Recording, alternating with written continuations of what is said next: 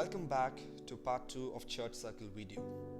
In this video, we're going to learn how to map out an entire network of churches and diagnose the health. Alright, welcome back. So before we get started, there is one verse I want you to go and read. It is 2 Timothy 2 verse 2.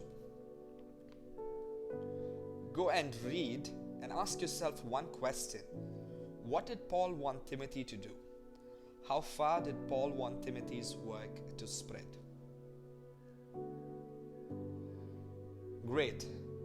You probably saw in 2 Timothy 2:2 that it goes from Paul to Timothy to faithful people and to others. That's 4 generations of disciples. Now what we're going to see here is 4 generations of churches or churches and groups.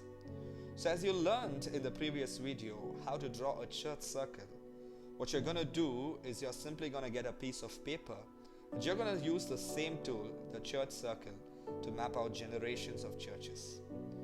So you're going to put your church at the top of the piece of paper. And just like we talked before, if these elements are practiced and taught inside your church, you're going to put those elements inside the church. If your church identifies as a church, it's a solid line.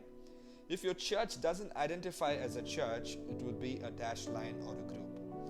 You put the number of attendees, the number of believers, the number of baptized at the top, and you put the date it was started, the location, and the leader at the bottom.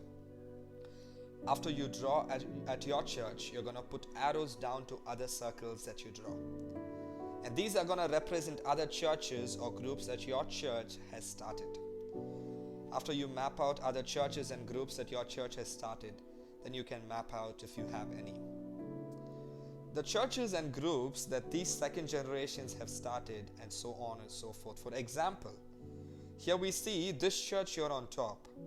The first generation church has planted 2 churches and 1 group. These would be the second generation. And this church, the second generation church, has planted 2 more churches. And these would be considered as third generation churches. And this church has planted a 4th generation group. Now you'll notice that some of these churches and groups have symbols on the outside. Just like we talked about in the previous video, if church or group is not practicing these things within the local church, if it's not being done or somebody else from another church is coming, then you would draw those symbols on outside. So this again is just an example from this generation map. We can clearly see how to coach leaders, not only in this church, but coaching the leaders downstream generationally. The point of a generation map is not to celebrate and brag or boast on what we are doing. The point of a generation map is to coach leaders downstream to continue to push towards the edge of lostness. The reason we want to see churches and disciples reproduce is because as more churches and disciples reproduce, lostness is impacted.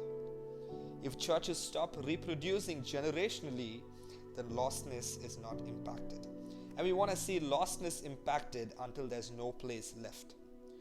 Use this generational mapping tool in an iron-on-iron, which you will learn in another video when you gather your leaders together, and coach them on how to continue to push for multiplication and generational growth into lost people in lost places. Thanks for watching. Take what you've learned today, apply it, and reproduce it until there's no place left.